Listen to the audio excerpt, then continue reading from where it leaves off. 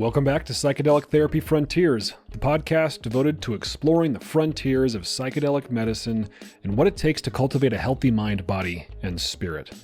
I'm Dr. Steve Thayer, and today my co-host, Dr. Reid Robison, and I discuss the ancient Amazonian psychedelic brew, Ayahuasca.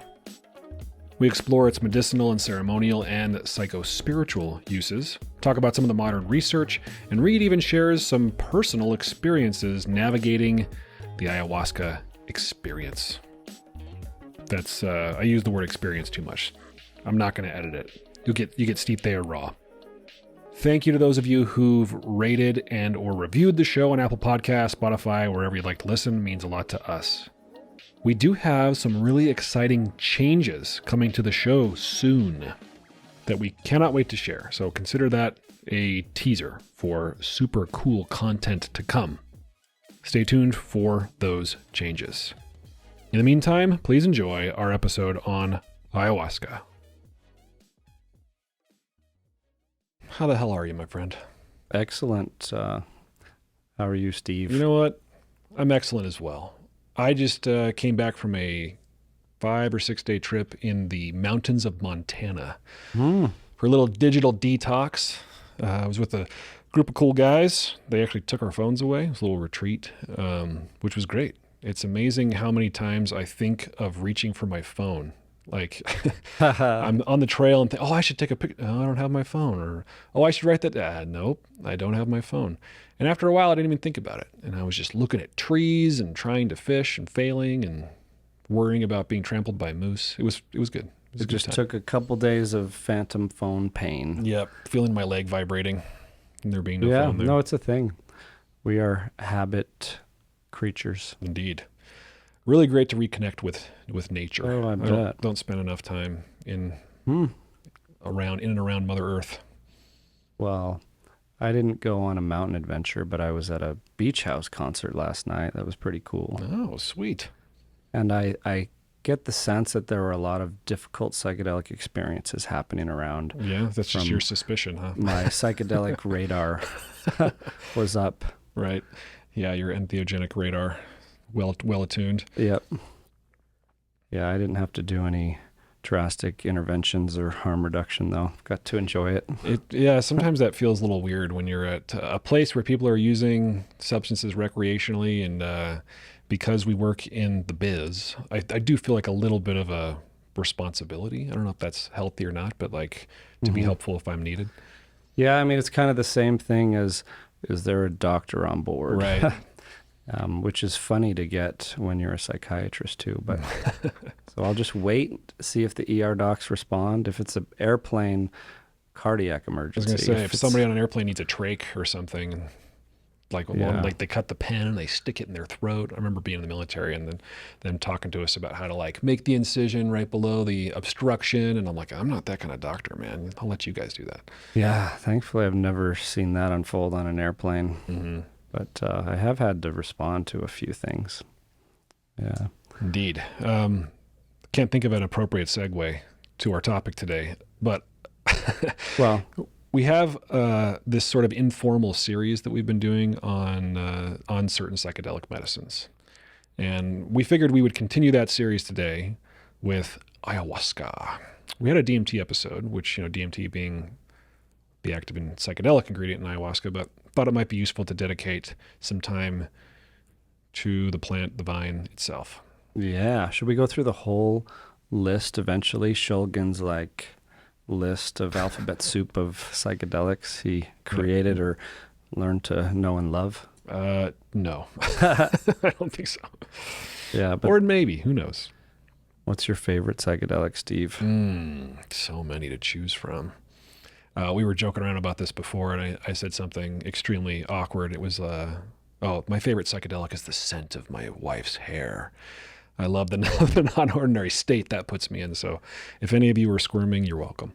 I hope she's listening. She doesn't listen to my podcast. She supports me, but that's not true. Mm-hmm. In fact, she shared it with my oldest son the other day, and she's like, are you ever curious about what your dad's up to? Maybe you should listen to his podcast. And I got the stamp of approval from my 15-year-old, so... And then one of your other kids drew us once. Yeah, I forgot about that. It was a flattering drawing, much Yeah. better than the drawing that same child gave me one time for, I think, Father's Day. It might have been spontaneous, but there was this drawing of me with a cape and my beard and my bald head, and the title was Captain Fartbeard. Uh, I love my kids. I cherish that one. That's a good nickname. I think I'll start a band called Captain Fartbeard. I think it would do well. And speaking of bands, did you know that Paul Simon drank ayahuasca and wrote a song about it? I actually did not know that. You want to hear it? Of course. I'll Sing sing it- this sing sacred it song for for us, you. yeah. No, I'll just read it or rap it. Okay, it's called Spirit Voices. Some stories are magical, meant to be sung, songs from the mouth of the river. When the world was young, and all of these spirit voices rule the night, I drank a cup of herbal brew, the sweetness in the air, combined with the lightness in my head, and I heard the jungle breathing in the bamboo. Heard the jungle breathing. Synesthesia. I was going to say, that sounds like ayahuasca to me. Yeah. You know what I find really cool about ayahuasca is it's one of the psychedelics that is kind of revered for its ceremonial and spiritual properties and rarely used recreationally. Not that I'm saying there's anything wrong with like the varieties of the psychedelic experience and people's right to explore the consciousness, but I just mean it's like it's respected for its psycho-spiritual power and its indigenous roots. Yeah, it's one thing that sets it apart. And along with other psychedelics during what we've been calling the psychedelic renaissance, it's experiencing a lot of attention. And so you get people going down to South America, Central America to have these ceremonial psychedelic experiences because of these unique properties that you're referring to. Like it's you're not going to see a lot of ayahuasqueros at a rave handing out cups of this disgusting, usually not very tasty tea, right? Yeah, I've got another quote for you if you'll allow it. I'll allow it. Bear with me, because it's from Jack Kornfield, one of my favorite teachers, meditation gurus. But he talks about, well, he said a lot of people use psychedelics in mindless or misguided ways without much understanding. The spiritual context gets lost. It's like taking a synthetic mescaline pill and forgetting the 200-mile desert walk and months of prayer and purification the Huichols use to prepare for their peyote ceremony. Some modern explorers like Stan Grof and Ram Dass have a much greater sense of the power or the force that one may confront. One needs to respect the depth of these experiences and make a conscious commitment to the full journey of spiritual change. 1993. Wow. It reminds me of the Jung quote that we've often uttered on this podcast: beware of unearned wisdom when referring to psychedelic experiences. You know, people taking quote unquote shortcuts to unconscious content. And Jack Kornfield has my favorite book on that topic. After Ecstasy, The Laundry. It's just fascinating. Like, I recommend it a lot for people's integration and preparation for that matter. Just like it drives home like nothing I've read, the importance of both the preparation and integration, the long game. Like it talks about how if you're in some of these Eastern traditions and you have a guru or teacher, it's better if they're very far and you have to travel several nights over hills with your belongings on your back to go see them because you will value it more. Yeah. You know what that makes me wonder is with if you were approaching psychedelics, ayahuasca included, for the purpose of spiritual growth or mental healing, you know, psychological healing, I don't think there is any other game but the long game. Yeah. Right? I mean, people go down for these ayahuasca ceremonies with lots of different intentions and hopes. A lot of them being like, I hope this intense experience cures me. I hope it changes me. I hope it takes my pain away. I hope it teaches me something I didn't already know. And it can do a lot of those things. But like we often talk about on this show, it's not the end point, right? If anything, it's the beginning of a new, I don't know, branch on your path. Yeah, I love that. It's one of my favorite questions to reflect on personally and to give to other people is like, you know, it's one thing to feel an outpouring of love during an ayahuasca ceremony. But does it change the way you give and receive love when you get back home? Does it change the way you show up in a more loving way after the ceremony? Yeah. Yeah. So when we talk about integration, right, that's what we're often talking about. Taking what you experience in the ceremony and then trying to integrate it into day-to-day life, sober life. Yeah. And that process, like the psychedelic experience, spiritual journeys are not without risk. Like you don't go up without coming down, or like coming back down the mountain. And that can be a rocky journey sometimes. I think this is especially the case with ayahuasca. Ayahuasca is this sort of mini hero's journey, right? Yeah, A process of death and rebirth, which is even baked into some of the nomenclature. Like, I don't know it perfectly, but I have it written down here. In the Quechua languages, aya means spirit, soul, or corpse, or dead body, and huasca meaning rope or woody vine. The word ayahuasca has been variously translated as liana of the soul, liana of the dead, or spirit liana. But this idea that you die a death and then there's a rebirth. Yeah, it is. And the journey itself, there's this macro hero's journey in the call and the preparation and like the returning with gifts integration. But there's also this kind of microcosm of it during the experience where you're sitting there, like ingest the spirit vine, wait for it to kick in. But then the perceptual changes, initially, that first 90 minutes can be quite difficult. I think that's the peak of the difficulty for many people, and the purge, that purgatory often happens during that time period. But then after that, on the other side of that is often like an expansive state of bliss and oneness, and the assimilation, reintegration of those beautiful insights into coming back into normal waking consciousness. Yeah, well said. I feel like that course of the experience of come up, peak, come down is common with psychedelics, just because of the way they're, if you want to get physiological about it, the way they're metabolized. But that purgatory aspect, like the purge, is, I don't know that it's exclusive to ayahuasca. People will purge on other psychedelics. We've got people puke on ketamine, but it's for the ceremony. It's been, especially if you listen to the shamans that have been holding this medicine for thousands of years, it's integral. It's like a part. It's an important part of that trajectory of experience.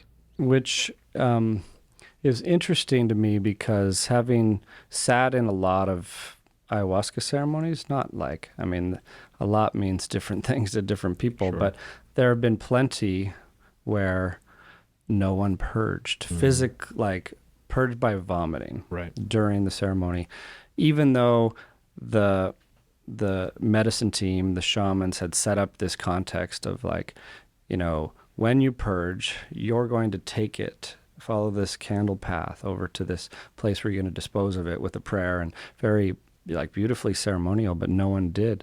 And then I'd say most ayahuasca ceremonies I've sat in, it's less than half of people who have. In my own experiences, it's been the minority where I've thrown up. But the answer to that from I think shamans and scientists alike would be that you can purge in many different ways. It might be shaking, yawning, crying, diarrhea. Yeah, I heard one shaman comedically say that if you if you vomit and crap at the same time, we call that the gold star. Good job. Yeah, congratulations. Well done. And I said you missed an opportunity there to call it brownie points, and he thought that was gross and hilarious. So yeah, many ways to purge, energetically and physically. Yeah, and another thing I really appreciate about ayahuasca, and think we can learn from that tradition and apply in other psychedelic medicine contexts, is how much attention's paid to preparation, both the physical, the psychological, the spiritual prep, including your diet. Yeah. So this is a good time, again, I guess, to talk about the dieta, the ayahuasca diet, because, you know a lot about this. You've studied this, have some thoughts on this.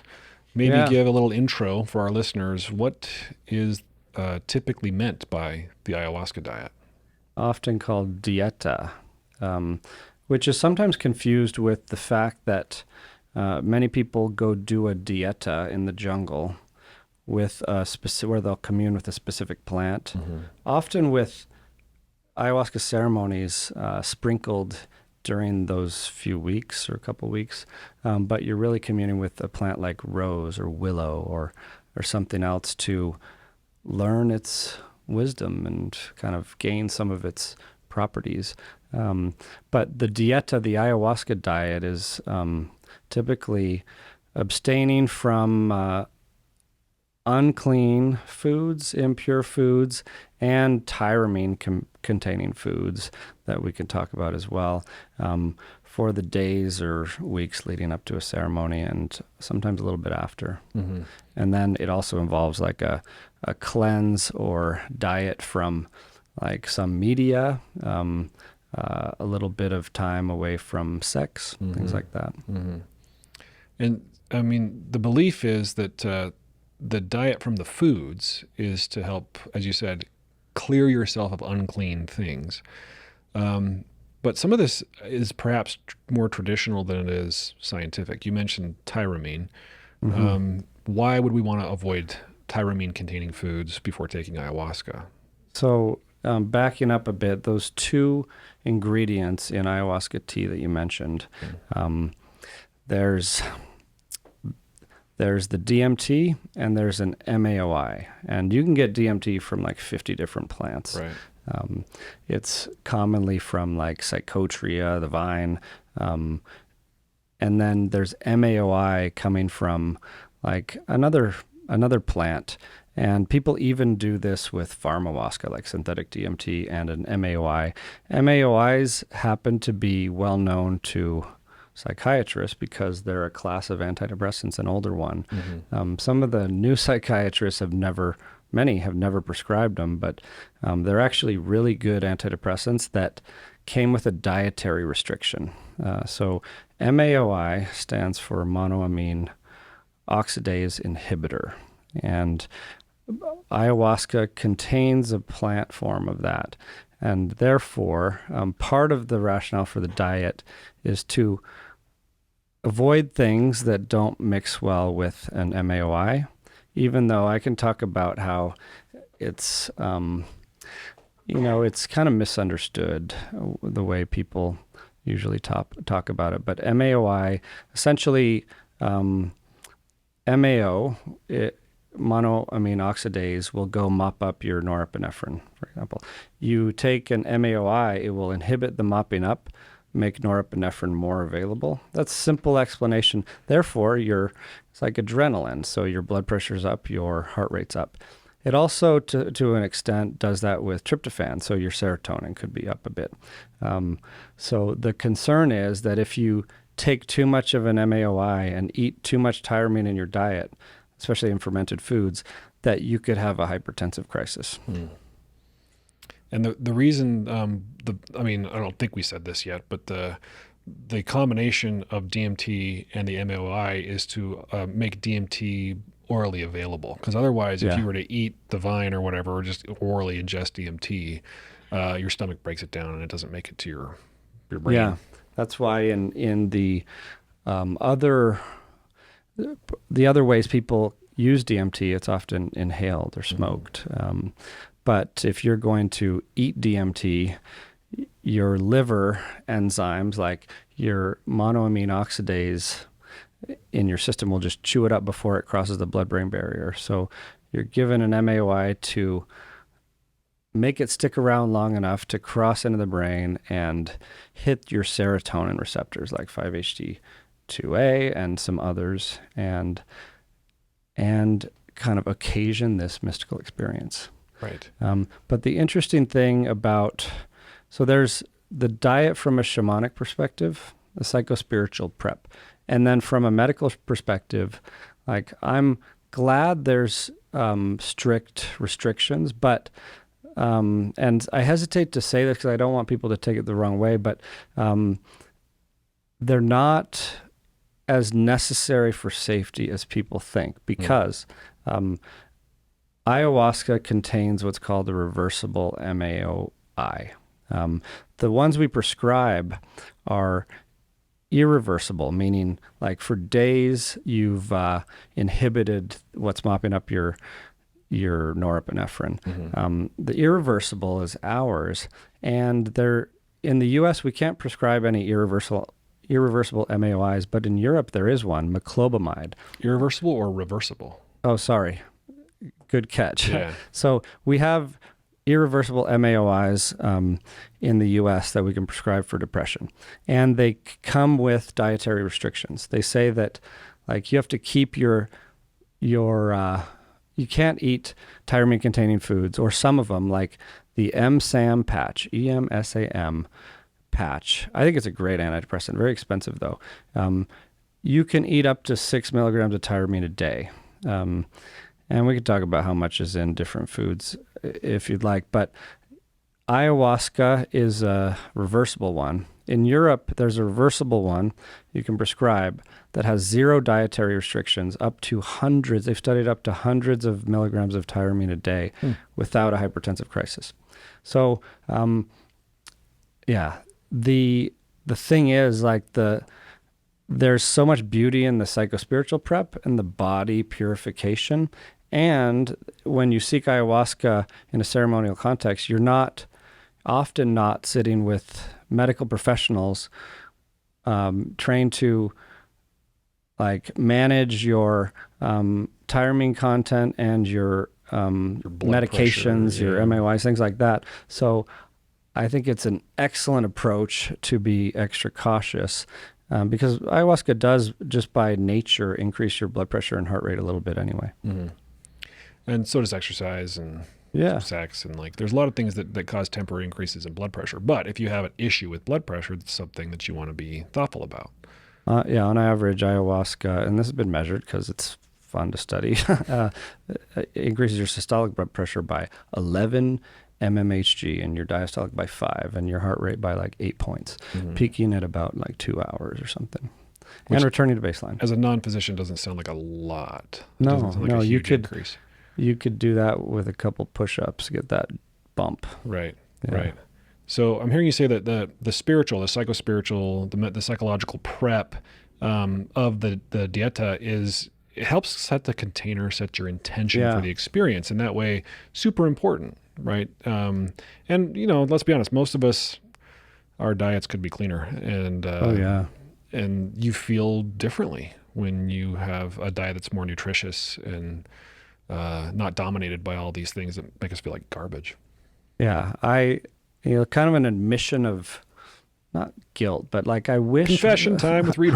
I wish we should do this. I wish we encouraged more dietary prep pre-ketamine even. And sure, we'll have people abstain from eating solid foods for X number of hours beforehand, whatnot. But there's something that happens when you exercise some discipline over the habitual ways of showing up, and when you are just really attentive to what comes into your body, energetically, physically, and helps make something more special or sacred. Yeah. For a lot of reasons, right? Yeah. And one of those reasons is when you practice not doing something you're used to doing, all of a sudden you become aware of the dominance of the monkey mind over your behavior.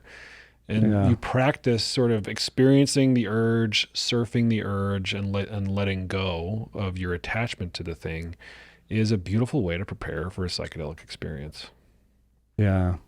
That reminds me of a Ram Dass quote that I just saw in our email inbox from our dear colleague and fearless leader, one of them, Michael, COO and president of Numinous. It was a Ram Dass quote that said something like, "The world belongs to those who have learned to let go."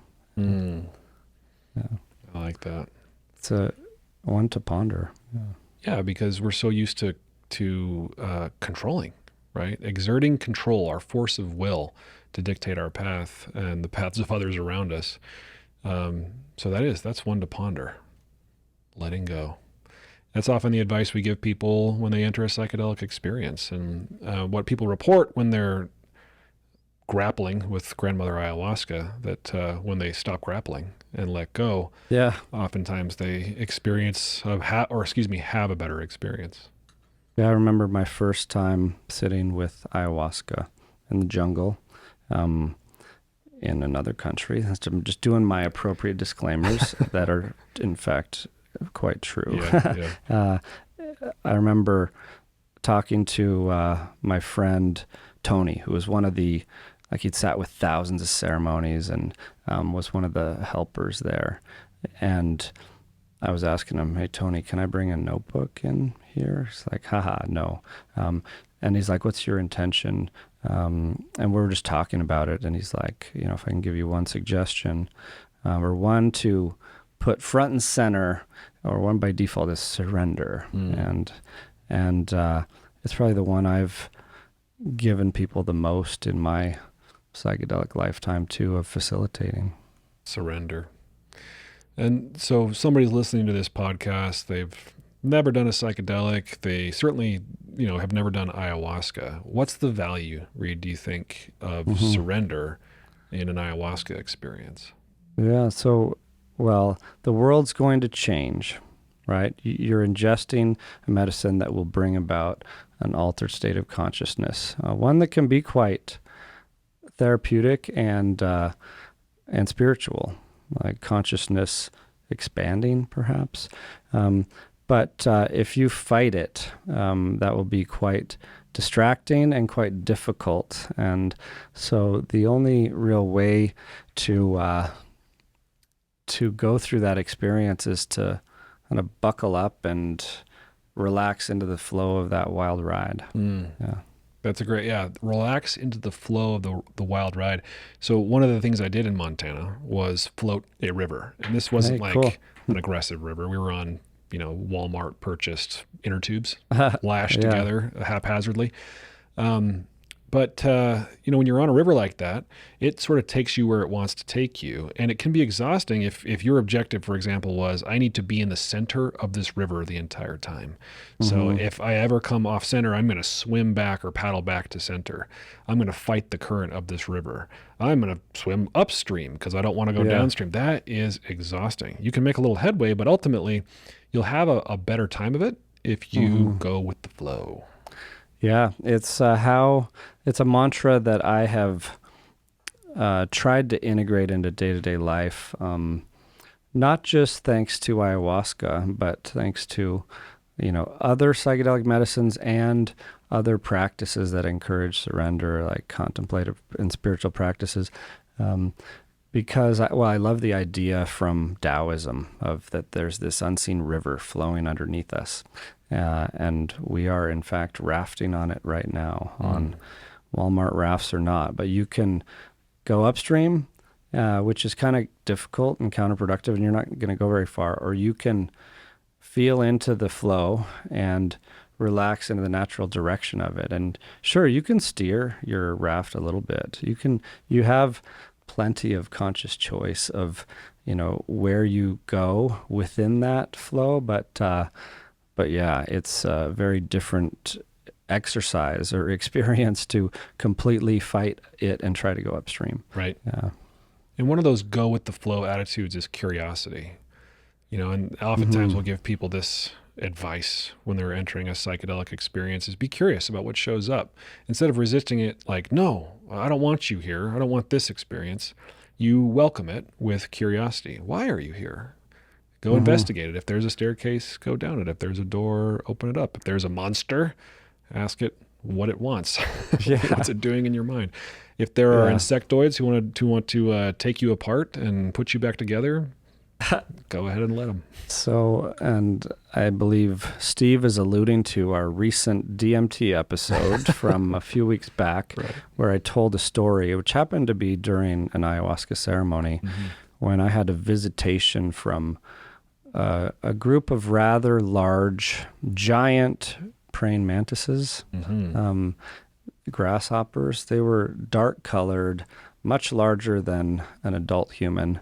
And at first we're on the other side of this window, but then pretty soon they went through the window.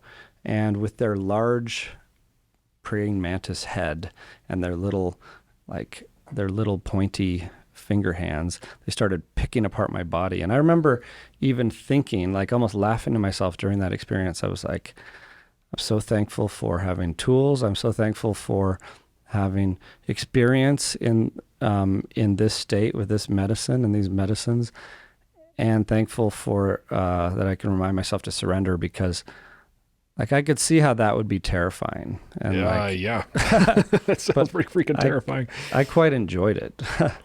It's so interesting for me to hear that, right? Because the way you describe it, it sounds like a horror movie. Like this is out of that movie, A Quiet Place, or is that Yeah. These giant, like, bug-like aliens come down and take us apart?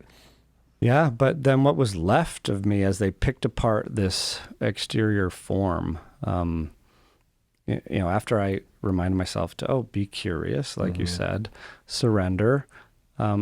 This is, in fact, a medicine that I ingested, and I'm not actually losing my body forever. But after they picked it apart, what was left was this, like, I don't know, this soul, just like buzzing with energy and sparkling. It could actually like move more freely after that, without the constraints of like a tense, body formed by, all of our patterns and movements and habits and things. So it was a really profound experience too, right. and joyful in many ways, even though I was getting eaten by large insects. One of the questions I get from people when they find out what I do is, why would I want an experience like that? What would an experience like that do for me? Why does the research that's been done show a connection between experiences like that and a decrease in certain mental health symptoms like depression, alienation, and anxiety? And so it's a really good question. And I know there are a lot of ways to answer it, a lot of different opinions, but one thing I've been thinking about lately is that ayahuasca and medicines like this can give you a direct experience with another reality or something beyond your normal waking consciousness, a direct mystical experience that mystical experiences are at the heart or root of like spiritual traditions through the ages. And here we live in a time when we can occasion that. And what happens after those, as we've seen from the studies and we can talk about, is often not just a profound deepening of spirituality, but a progression in personal development that's leaps and bounds around normal day-to-day life.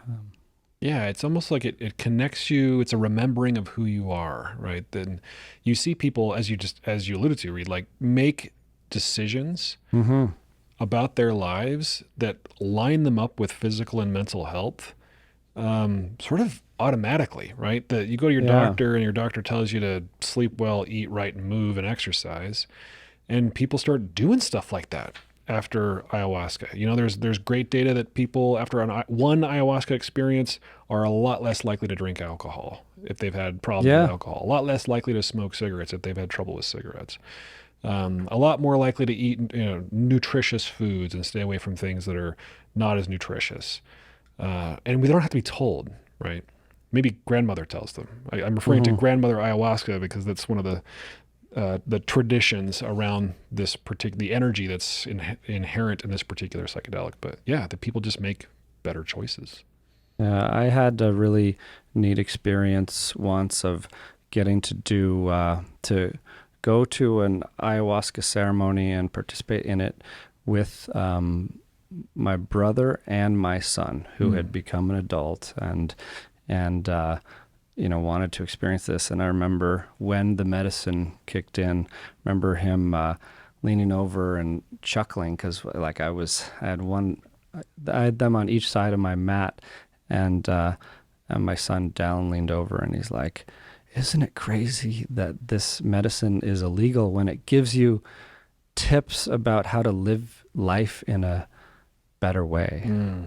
Like talking about how it gives you nature connectedness and more loving, interconnected view of other humans and ways to improve oneself.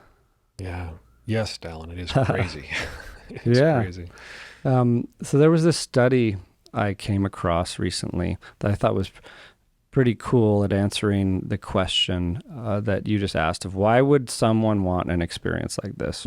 It was a study of Tibetan monks who had psychedelic experiences and just surveyed these drug literate Tibetan monks. It was like in the early 90s across multiple psychedelics, but one was to show glimpses of possibilities beyond yourself, like seeing life from a broader perspective.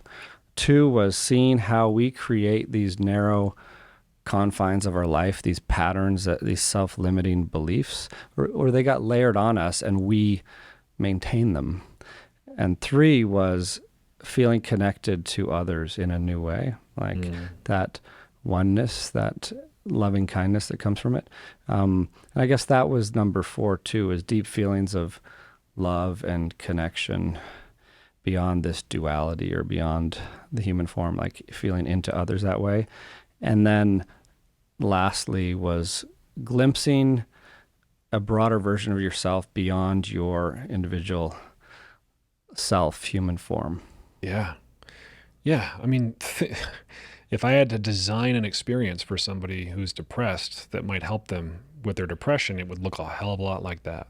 Yeah. And there have been studies, like you said, where there was even a study outside a psych ward that gave ayahuasca and measured, compared to placebo, measured changes in depression that happened within hours and lasted at least the week that later that they measured it. Right. And suicidality decreased. Right. Yeah, there was one study that I looked up. They had, 2012 study with alcohol users. So this is kind of what I was referring to earlier, that those who had had this one ayahuasca experience reduced their alcohol intake, ate healthier diets, enjoyed improved mood and greater self-acceptance, and felt more loving and compassionate in their relationships. 74% of the ayahuasca users said they had a relationship with and received ongoing guidance and support from the spirit of ayahuasca. They maintain their relationship with the spirit of the medicine.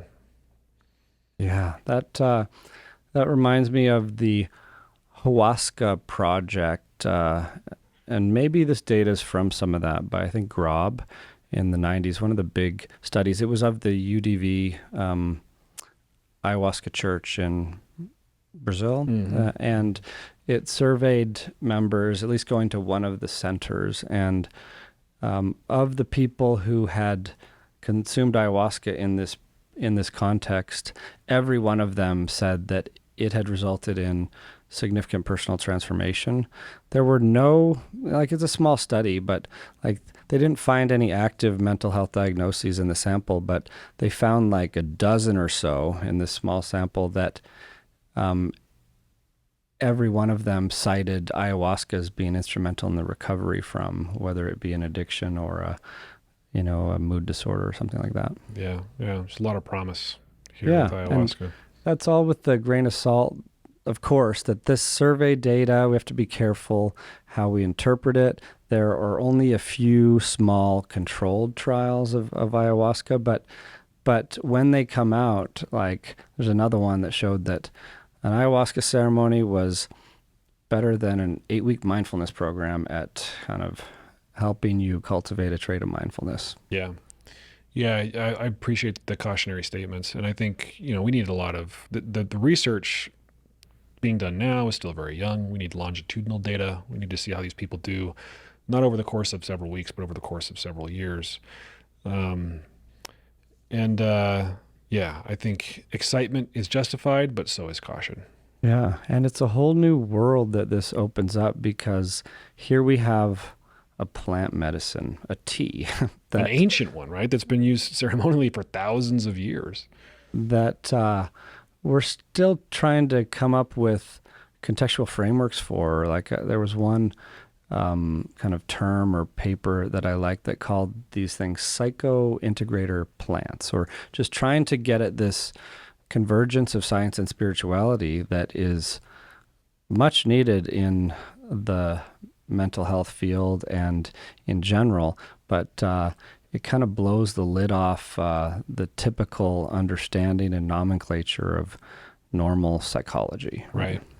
Yeah, it's been fun to watch from a distance people coming up with different names. The term psychedelic has been the traditional one, at least traditional in several decades, but lots of different words to try to describe what's going on. I'm hearing a lot now plastogens, like neuroplastogens, just to describe the neuroplasticity we think that's going on with psychedelics, ayahuasca included. And it's fascinating too, as these fields converge, to see that like serotonergic psychedelics, like the classic psychedelics, are hitting this serotonin system that is implicated not just from psychedelic studies, but otherwise as a mediator of spiritual experiences. I think it was even Rick Strassman in one of his books or papers. I saw you have his book on the table next to you. His new one here, the Psychedelic Handbook. Shout Unsponsored out. plug for Rick Strassman. You're welcome, Dr. Strassman. Yeah, he was just on Joe Rogan the other week. I'm not all the way through his 3.5-hour conversation, but it's been fun what I have listened to, because it's all about his journey and lots of DMT stories.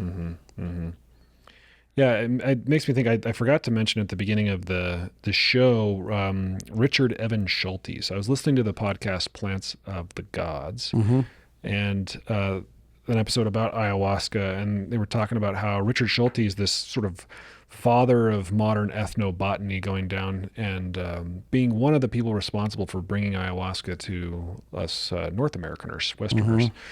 And there's some fun quotes by Schultes about ayahuasca that I wanted to read as a sort of tangent here. But so Schultes says, "There's a magic intoxicant in the Northwest Amazon in which the Indians believe can free the soul from corporal confinement and allow it to wander free and return to the body at will. The soul, thus untrammeled, liberates its owner from the everyday life and introduces him or her to wondrous realms of what he considers reality and permits him or her to communicate with his ancestors. Amazonian shamans imbibe ayahuasca to diagnose, treat, and cure illnesses, and claim that the potion empowers them to see into the future, ward off misfortune, and provide protection against jealousy and negativity." And he says again, ayahuasca freeing the soul. The vine of the soul refers to the freeing of the spirit. The plants involved are truly the plants of the gods. The plants of the gods. No, that's a good one. Anything else we want to say about the neurophysiology of ayahuasca? I was reading an interesting article about how it stimulates the visual cortex. So there was this study where they measured the activity of the visual cortex when they showed participants photographs and then had them close their eyes. And they found that when they, in this case, had the ayahuasca, the DMT and the ayahuasca, even with closed eyes, the cortex was just as active as when they were looking at the photographs. So yeah, that's something that struck me when experiencing ayahuasca, because I could read about it, but as we know, reading about something doesn't really give you knowledge of that thing. And the direct experience was quite mind-blowing to have these closed eye visual hallucinations, but then open my eyes and they're still there. Like the ayahuasca experience, you can get this to a certain extent on other psychedelics too, but it's notorious for its ability to bring about this lucid dreaming type state. And I like the lucid dreaming analogy too, because like lucid dreaming, you can learn to navigate with practice a state like that, like you can with the ayahuasca experience, to perhaps navigate it with more surrender, more curiosity, and more ability to kind of cultivate some of the insights from that experience. But yeah, I remember sitting there and I think with my eyes closed, and all of a sudden there was this like solar system. It was like must have been close to the sun or something, because it was this deep red orange, and there are these planets whizzing by, and then I start looking towards myself, and it turns out I am a planet. And I'm whizzing through this galaxy, and I look over the other people in the room there were also planets. And but what was interesting about this and so many other times on ayahuasca is closing my eyes and opening my eyes. It was often the same thing. And mind you, you are in a somewhat dark setting usually. Mm-hmm. Yeah. Mm-hmm. Yeah. Again, it begs the question, like, what the hell? What do we do with an experience like that? But as a psychologist, I love these experiences for my clients because we have this sort of rich deck of cards we can play with now. Like, okay, let's explore it. What could this mean? Yeah. What might it mean to be a planet among other planets in the universe, with whizzing through the vacuum of space? So if nothing else, it's a catalyst for thought and discussion. Mm-hmm. What was fun is I was out of town earlier this week at a meeting, and was sitting at dinner next to a fellow who turns out, as I'm getting to know him, turns out he invented fMRI. And it was like, interesting. I'm thinking to myself, I'm sorry I didn't know that when I said hello, but like we had the wildest, most fun conversation about some of these things, meandering into psychedelic territory too. But one of the things when I asked him what he had really learned or what struck him from having this tool, bringing about this tool and studying the brain combined with these events and paradigms, seeing what the brain does functionally is, well, he saw that when you imagine things, imagery and seeing have the same kind of fMRI signature. Like, sure, the actual retina and the optic nerve isn't stimulating the same way with your eyes closed, but the visual cortex lights up in the same way when you imagine a thing or hallucinate a thing as when you see a thing. I wonder if that's universally true, because you and I talked before about this, that some people, like when you ask them to call up an image in their mind, their pupils will dilate or constrict, I can't remember, but some people's won't, to imply that like certain people have a difficult time calling up images in their mind. Yeah, and sure, there are individual variations in like how we process that, and your the kind of innate and kind of environmentally influenced abilities of your visual cortex and predisposition to use that versus other routes of learning and memory. But yeah, I think it's something it's an example of how psychedelic studies are, like Stan Grof said, kind of like the telescope is to astronomy for the field of neuroscience. Yeah, so much more to explore and to learn, because these individual variations are important to consider, right? Psychedelics are not for everybody. We've uttered that cautionary statement many times in this podcast, but ayahuasca included, right? Not for everybody. Yeah, yeah, it's one that is certainly less accessible than others because of the dietary restrictions, that long preparation time, and even more because of the rule that most ceremonies will have it, you can't be on any other medicines, especially psychiatric medicines. Like there are some exceptions, like often shamans and retreat teams will let you come in on certain hormone or thyroid treatments, perhaps. And I've done a lot of consulting for shamans on physiologically what might be okay with ayahuasca, what might not. Like sometimes certain types of antihypertensives might be okay, but as a general rule, if you're on an antidepressant, you're not going to be accepted into an ayahuasca retreat, which makes it highly hard to access for someone on those meds who might need some help getting off. Yeah. And the concern there with SSRIs, for an example, is blunting of the effect. But is there a concern about serotonin syndrome? Or? Well, there is, again, a theoretical one, because, both the MAOI activity has, like I mentioned just very briefly, the tryptophan. It inhibits the mopping up of tryptophan it stimulates more tryptophan, and if you have it from medicine or dietary sources or other ways of getting more serotonin, there's this thought that you might accumulate too much. And so theoretically possible. But I have met shamans who said they would navigate carefully with the right people and the right medical team on board. Ayahuasca for people on certain meds. Yeah, so not a complete no, but for, like you said, it's not as accessible as maybe it's also not legal in the United States. That makes it a little harder to access, but it's something like, compared to ketamine, where you can be on more medications and they play better.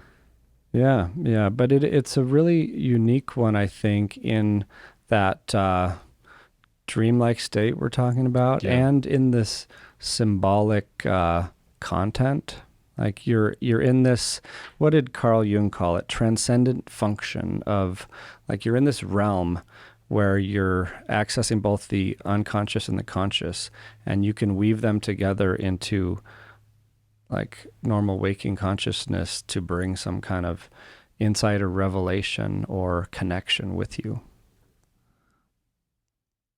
Well, Reid, anything else you have in your pile of notes there that you wanted to talk about with respect to ayahuasca? I think maybe a quote from William James, who talked about father of modern psychology. Yeah, and like kind of a champion of altered states of consciousness. He said back in he was born in 1902. He's sometime in the 1900s. He said, "The whole drift of my education goes to persuade me that the world of our present consciousness is only one out of many worlds of consciousness that exist, and that those other worlds must contain experiences which have meaning for our life." And then he went on to say, "The further limits of our being plunge, it seems to me, in an altogether other dimension of existence from the sensible and merely understandable world. Name it the mystical region or the supernatural region, whichever you choose. So far as our ideal impulses originate in this region, and most of them do originate in it, for we find them possessing us in a way we cannot articulately account, we belong to it in a more intimate sense than that which we belong to the visible world, for we belong in the most intimate sense wherever our ideals belong." I know this is a complicated quote, but yet the unseen region in question is not merely ideal, for it produces effects in this world. When we commune with it, the work is actually done upon our finite personality, for we are tuned into new men and women, and consequences in the way of conduct follow in the natural world upon our regenerative change. Yeah, it makes me think of what we talked about earlier about psychedelic states reminding us of who we are down at the substrate of consciousness, right? Yeah. And that's one of the reasons why we call it a trip, right? Have a nice trip, is you're going places, going to these other realms he's talking about. Yeah, and then maybe one other disclaimer to add is, like, when navigating these other realms, like, there are some things to be extra cautious with. Like, we've talked about them in psychological terms, like mania and psychosis, and like if your sense of self, identity, ego structures are loose to begin with or shaken up, then it's not the ideal time to obliterate them for a moment. But also in times of just being extra stressed, and if you're not prepared for the experience and it can catch you off guard, we see that in these concert settings, right? Or if it starts or ends too abruptly and really shakes things up or jolts you, or if you're really struggling with something like leading up to that, that has impact on your ability to piece yourself back together, there's an increased risk of just feeling fragmented after. Yeah. Right. Well, I think that's a good place to stop, because we've totally covered everything that could possibly be covered with respect to this ancient medicine. Obviously being facetious, but pleasant conversation as usual. Thank you, Dr. Reid Robinson. Yeah, let's, see you next time. Yeah.